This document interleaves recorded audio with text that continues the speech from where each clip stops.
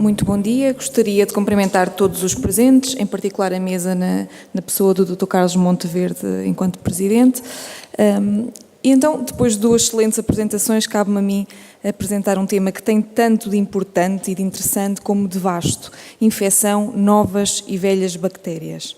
Sabemos todos que o doente cirrótico tem um elevado risco de infecção e que as infecções estão presentes à data do internamento ou complicam o internamento do doente cirrótico em 25% a 35% dos casos.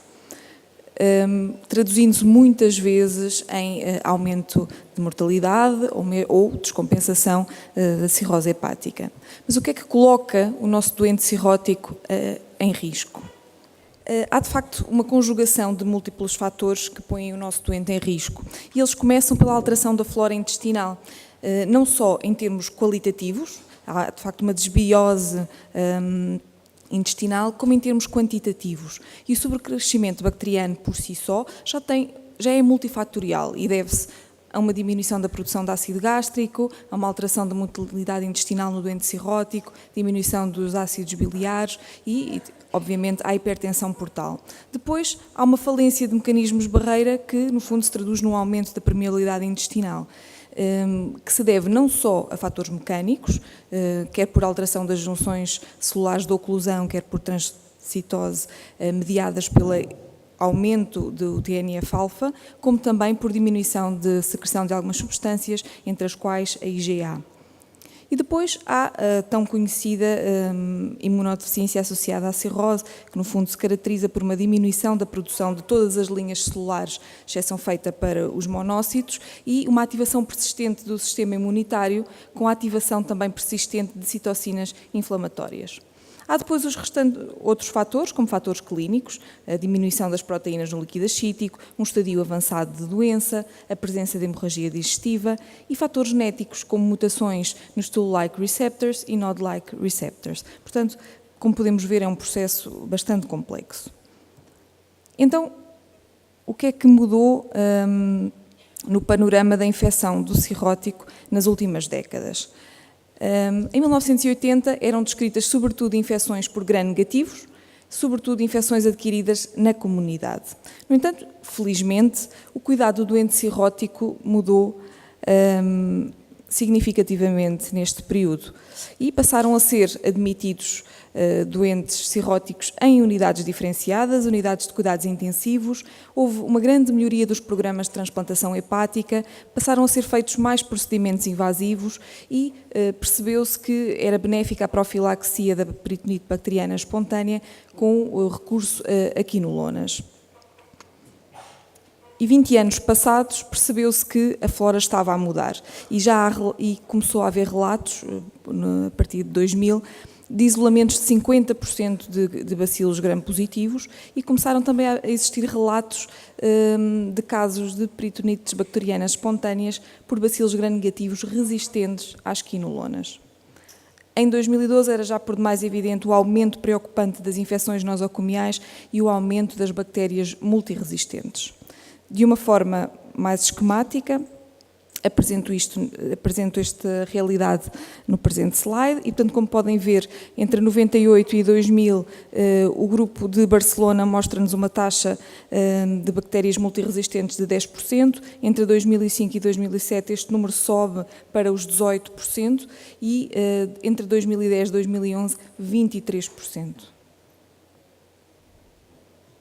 Já fomos falando dos fatores que levaram a esta alteração da realidade, mas gostaria de destacar então a infecção nosocomial, a hospitalização recente, o uso recente de beta-lactâmicos e a profilaxia com quinolonas, bem como a instrumentalização do doente e, obviamente, o internamento em unidades de cuidados intensivos.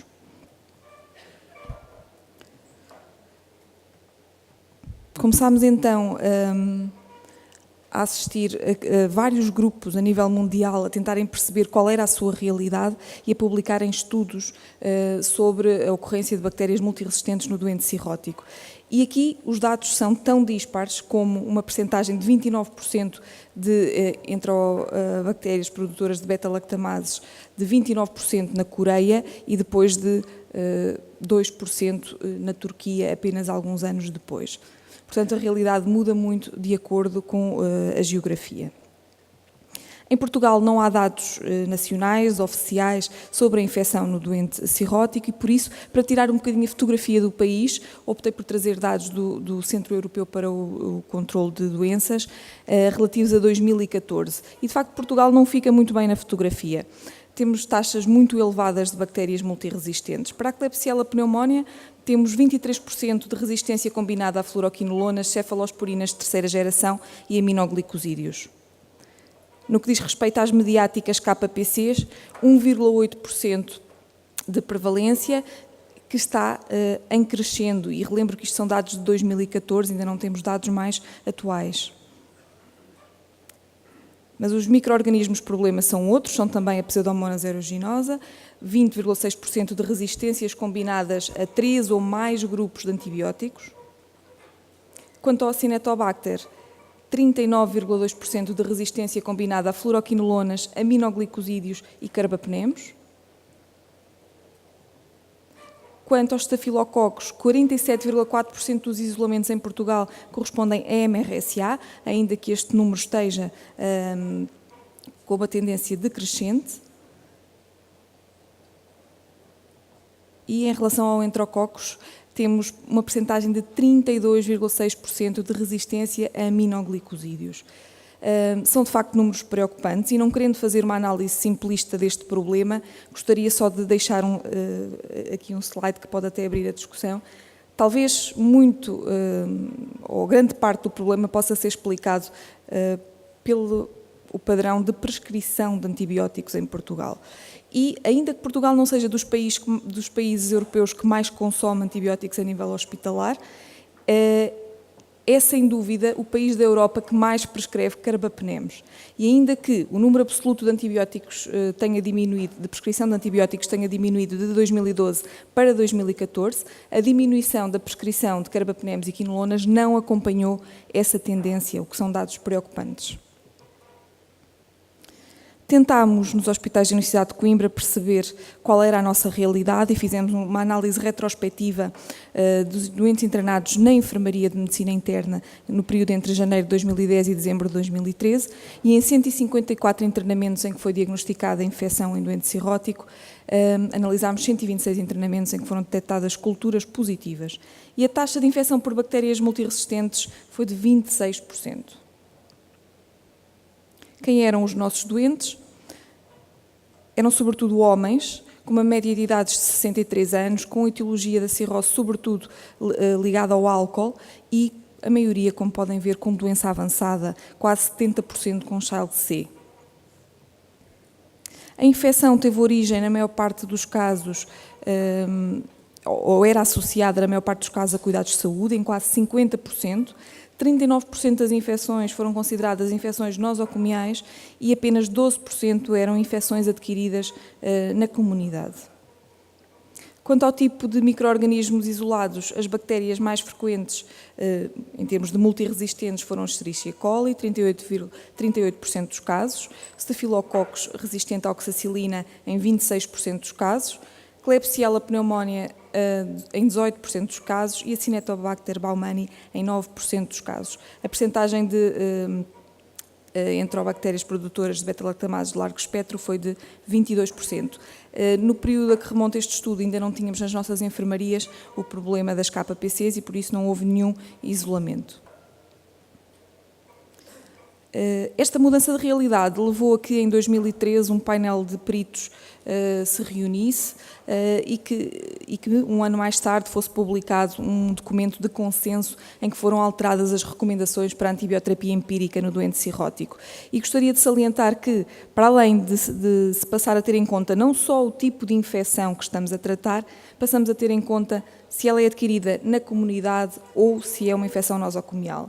E beta-lactâmicos, sobretudo amoxicilina ácido clavulânico e cefalosporinas de terceira geração, deixam de ser uma opção nas infecções nosocomiais. Mais recentemente foram propostos outros algoritmos em que, diagnosticada a infecção, teremos que ver se estamos numa área de baixa ou de alta prevalência de bactérias multiresistentes. Se estivermos numa área de baixa prevalência e se tivermos uma infecção adquirida na comunidade, podemos recorrer a cefalosporinas de terceira geração. Se tratar de uma infecção nosocomial, vamos querer cobrir pseudomonas e podemos utilizar piperacillina tazobactam.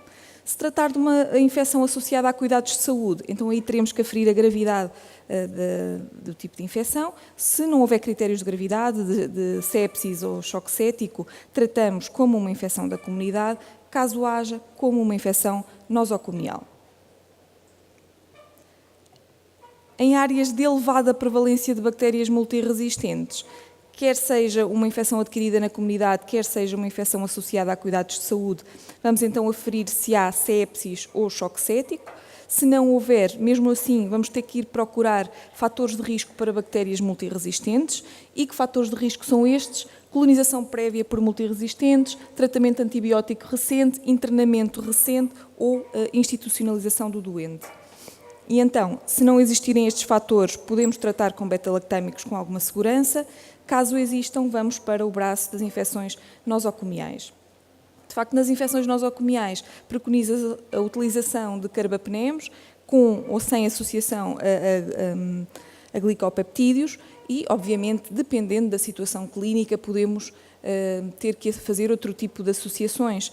Se houver um grande risco de bacteriémia, podemos escolher a daptomicina. Se estiver em causa uma pneumonia, podemos optar pelo linezolide. Mais em contexto de unidade de cuidados intensivos, não nos devemos esquecer da cobertura de fungos e, de facto, é preconizado também em publicações recentes o uso da equinocandina em doentes que tenham fatores de risco específicos, em que haja uma colonização multifocal por espécies de cândida, em que haja uso de corticoterapia, pancreatite aguda grave, cirurgia gastroduodenal ou outros fatores de risco.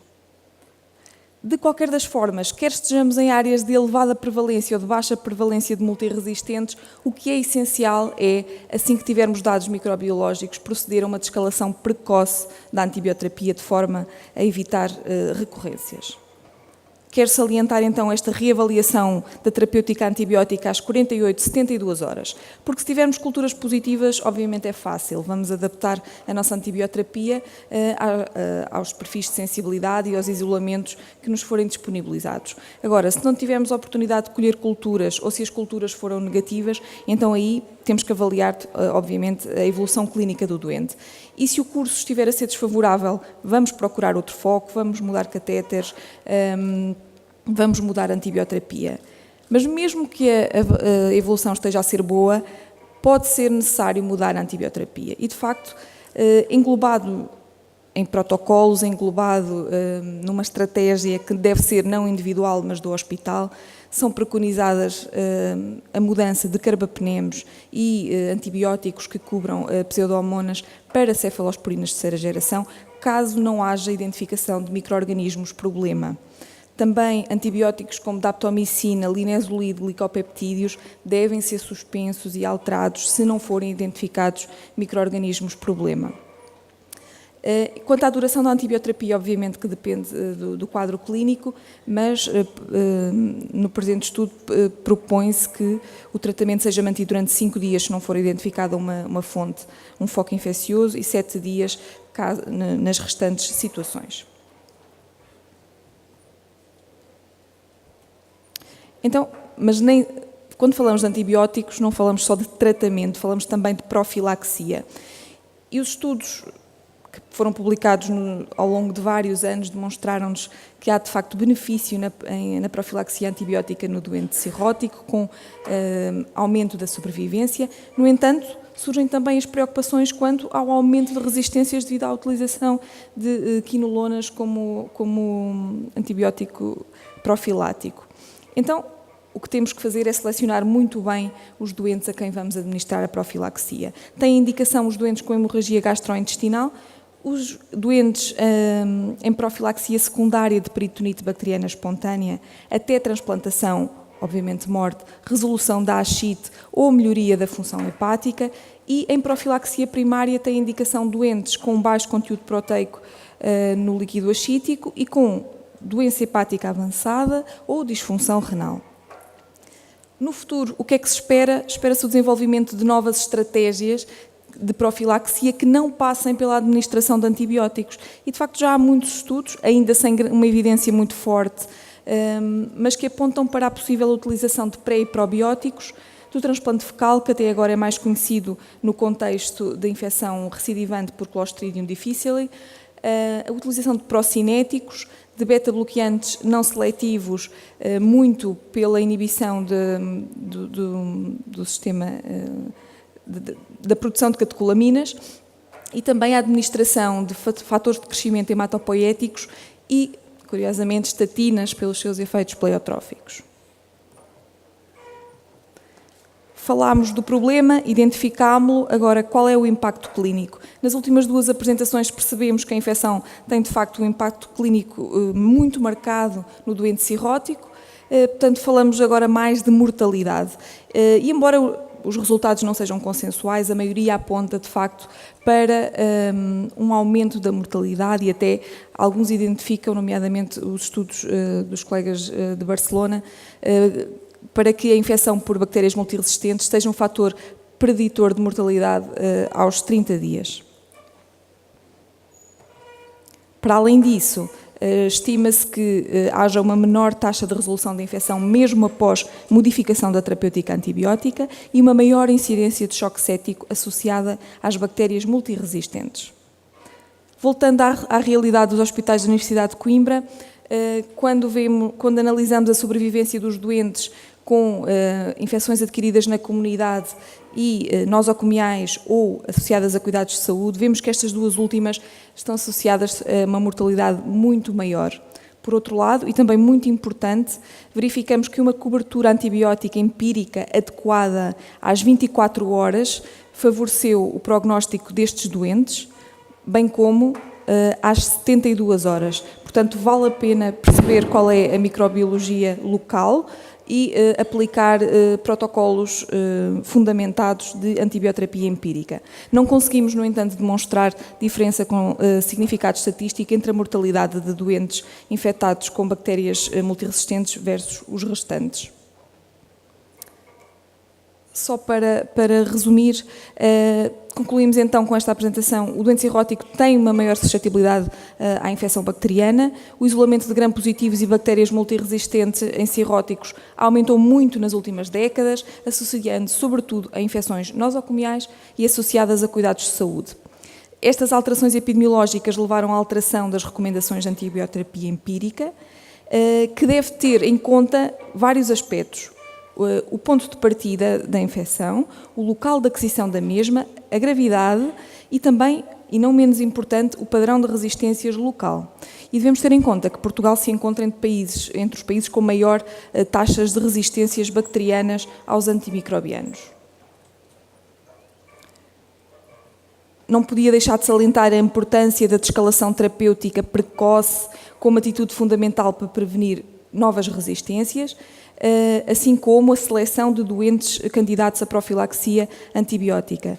Deixo a mensagem que é urgente o desenvolvimento de novas estratégias de profilaxia, até porque as infecções por bactérias multiresistentes parecem estar associadas a um pior prognóstico e a uma maior mortalidade.